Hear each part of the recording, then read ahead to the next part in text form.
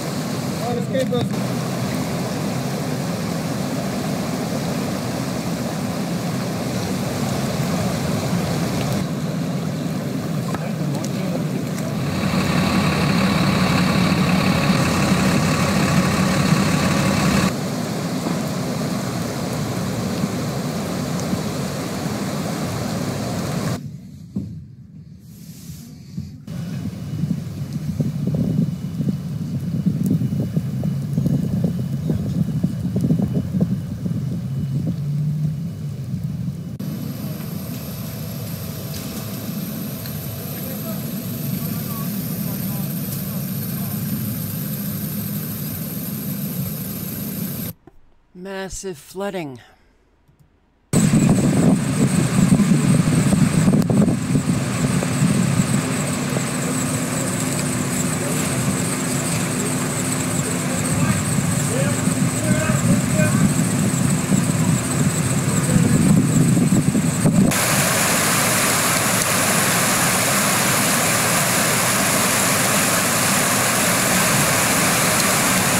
There is a low on the map near Northland on Tuesday morning. That's going to keep rain going after a wet finish to Monday, so it will be a wet and windy start for Auckland on Tuesday morning. Coromandel, Great Barrier, Southern Northland all getting that too.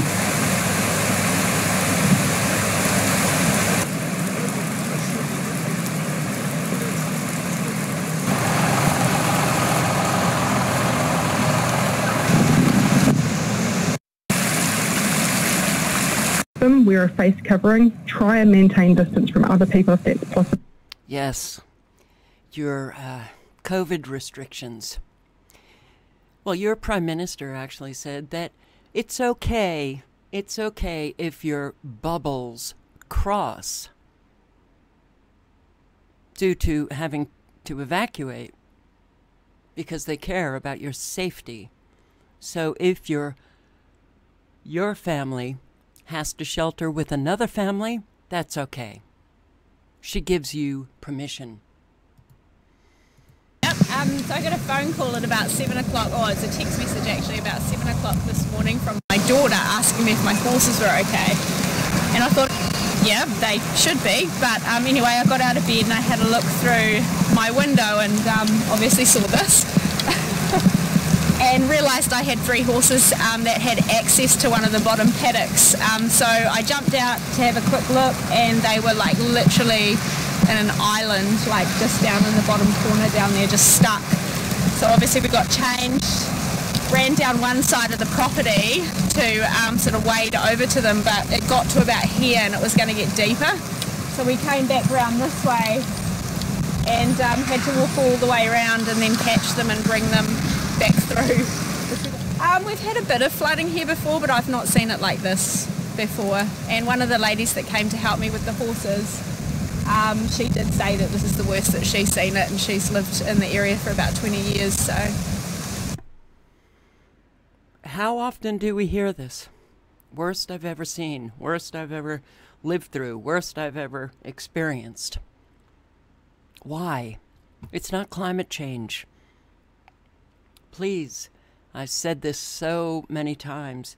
If it was climate change, the change would come about very slowly, incrementally, not radically. So something else is happening. Flooding in Kumu was sudden and terrifying, especially for one family who found themselves at the mercy of the rapidly rising floodwaters. While their children slept, they rushed to save their animals, including 3 miniature horses, which they managed to lift to the 2nd story of their home before they placed a desperate call for help. Here's Lucas de Jong. It was the downpour that didn't stop. All night the rain came in West Auckland, bursting the Kumu River and flooding the Georges' home. The couple took refuge upstairs, along with their kids, 3 horses and their dogs. And that's when, with no help on the way and a dying phone battery, they called to their community. So it was a Facebook post from the family that live here calling out for help. Quite distressed. They'd said that obviously in the night they'd moved 3 miniature ponies as well as their children and everything up to the top level of the house. And just asking for any assistance basically. So we had a sea kayak. Live locally, weren't sort of blocked off by the roadblocks already in place. So I decided to come and see what we could do to help. One by one, they came in boats, kayaks and jet skis. With a lounge that resembled a stable and water levels still rising, they all came up with a plan. Initially we were going to wait for the water to lower, but by the time we'd sort of been here for a couple of hours, that was low tide. High tide was due in a couple of hours, so we were expecting the water levels to rise even further. We thought we'd be sort of proactive rather than reactive and get everybody out as soon as we could. First, they needed to gain access to the deck. Then a vet arrived to sedate the horses. And sheer manpower was used to lift them onto a waiting boat. One at a time. Now they're all safe and dry and awaiting the mammoth cleanup ahead. And Letitia George and Sean Bennett are with us now. It is lovely to see you both and lovely to see that you're both safe and well. What a 24 hours you have had. How are you holding up? A lot better now, a lot drier. It must have been such a scary night. What a night, I'd say. Yeah, the main thing, it started, we were worrying about our vehicles as we came down. They were underwater, and then we started realising that the paddocks were all under as well, and we had to try and get the horses to higher ground, and we just didn't have any higher ground, so the only option was in the second story of the house. And how did the horses react? I mean, did they follow your instructions? Not really. It was difficult. We got squashed a lot with legs flying everywhere, and it was not easy. Now, we understand that your possessions weren't insured, and we know that there will be so many people watching tonight who will want to help you. What do you need right now? At the moment, we are doing okay. We don't have any car seats for our kids. We have one vehicle, luckily a lifted four-wheel drive that was able to make it out, but apart from that, we have nothing. It's tough enough being in level 4 lockdown, but to go through what you've been through in the last 24 hours, that is just gutting. Oh, it's definitely been a kick in the guts, but our awesome community helped us a lot. So good. Okay. Well, that was quite the story. And based on what I've seen, people who are interviewed on mainstream media, GoFundMes or however, they go about it, they actually do get quite a lot of help. But they're only the few.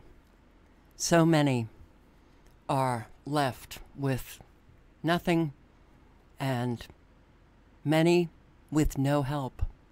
That's what I've been seeing, and that's what is so heartbreaking. Residents of West Auckland are still on high alert tonight after what some are calling the worst flooding they've ever seen. As you can see here from the air, hectares and hectares underwater. Animal residential areas, whole streets inundated. That car there partly submerged in the middle of the road after torrential downpours battered the region. The township of Kumeu experiencing its second wettest day in nearly 80 years. Jet skis, the only mode of transport for some, as rising floodwaters and slips closed numerous roads. Our coverage begins with Jordan Rudd. A community in lockdown today inundated. Homes, farms, cars and businesses all hit by the surprise deluge in West Auckland overnight. Just frantically woke up the wife and woke up the kids and got out of there, and before we knew it, it's about knee deep. It's been a rather interesting night, that's for sure, as you can see. Never ever seen it this bad.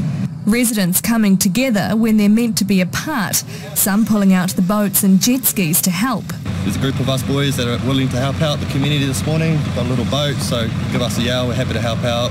Not long after that shout out, their services required. I cried a little bit because the water was rising. Yeah?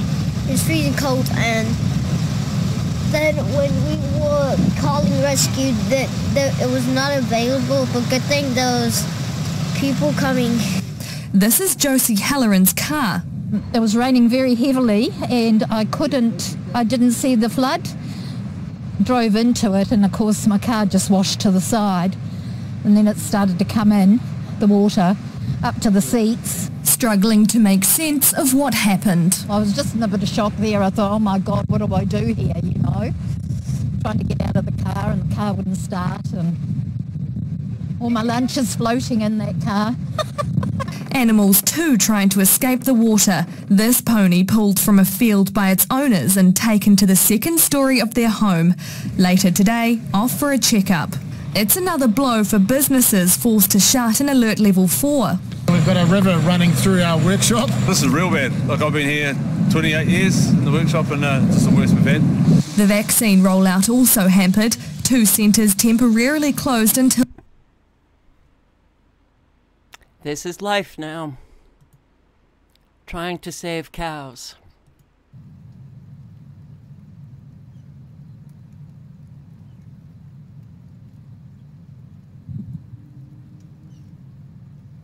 My God, what people are going through. So many all over the world.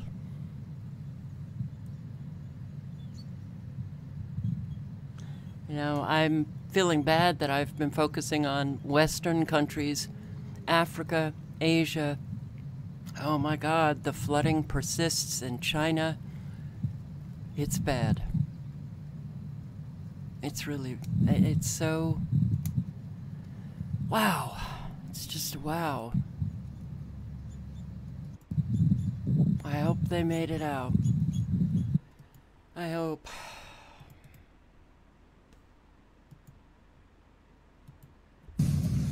This is the view from upstairs at work. I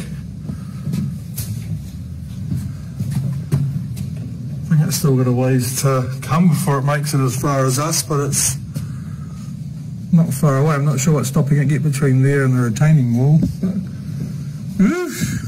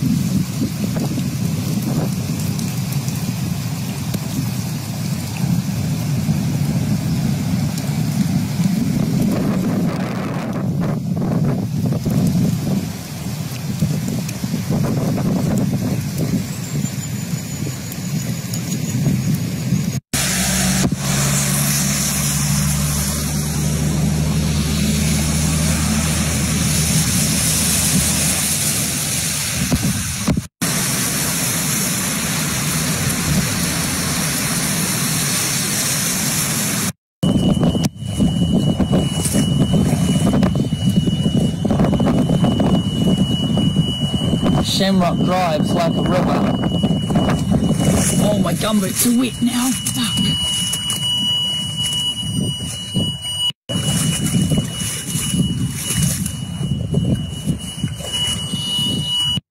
On August 31st, 2021, extreme heavy rain caused major flooding in Auckland, New Zealand. Worst hit areas with most damage are West Auckland's Kumu, Huapai, Ranelagh, Piham, and Henderson Valley. Cars and houses are underwater, somewhere reportedly up to 2 meters deep. Owners are trying to rescue farm animals, and bridges surrounding the township are now impassable as rising floodwaters made roads closed. Kumu in West Auckland has experienced its second wettest day on record.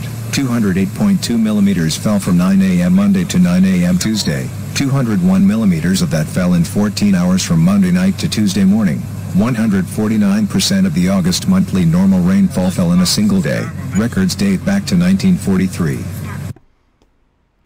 So it's bad, and apparently you had a earthquake, a 6.3 off the coast here.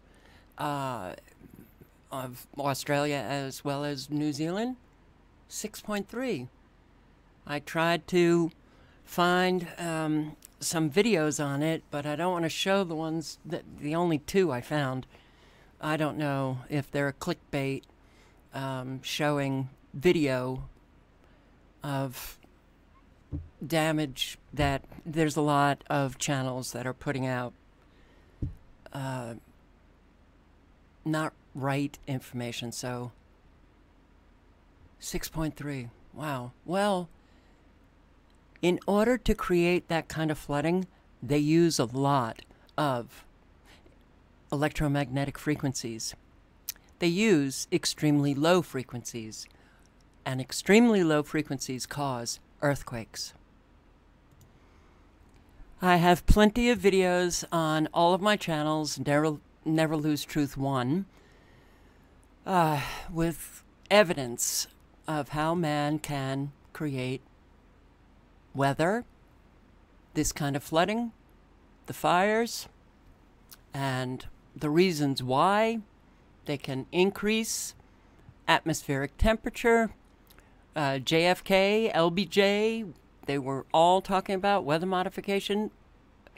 This has been going on for even before the days of JFK and LBJ. So, for all of those who want to claim that people are crazy when they talk about weather modification, that comes from your ignorance. Never Lose Truth playlist. I actually have 15 videos on the Australian fires, I believe last year. Weather weapons, 122 videos. And, you know, there is no excuse for people not checking out, you know, what is taking place with our quote-unquote extreme weather, our new normal fires. There is no excuse. So, nanotechnology used. It's called the weather machine by the man who created the weather machine. Nanobots in our atmosphere that create stratus clouds that can be literally activated by somebody sitting at a supercomputer. They activate these nanobots because they each have, no kidding, a GPS. They have the ability to receive and send data. Australia's hailstorm, weather modification, and tornado mitigation by electromagnetic satellite beams. You know, we have technology today that we did not have a long time ago, and that people are carrying a phone around, using it in the supermarkets. Most people don't have any clue how that operates, but it operates by frequency, electromagnetic frequency. Well, when man has the ability to actually induce artificial electromagnetic frequencies, those frequencies can be used for good or evil. They're using these frequencies for evil, bringing about a tremendous amount of destruction. Here's Never Lose Truth 3.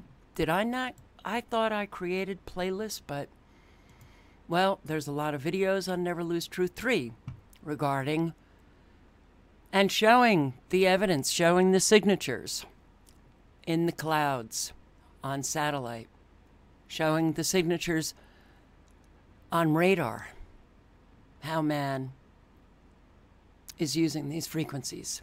And TROO, Never Lose Truth, all of the videos that I lost due to YouTube terminating my channel, they were posted on TROO by somebody, and I can't believe I had 14,528 videos on Never Lose Truth. All gone from YouTube, but they're right here. And many, many are focusing on weather being used as a weapon. So come on over and you can check out, the destruction that is taking place all over the world. And it seems like that destruction is exactly the same. Wow, cars floating down the street, trees coming down on homes, the fires. And I have videos here that explain why they're doing it. There's no excuse anymore for adults to not be looking into what is taking place. New South Wales, Australia, the flooding is horrific.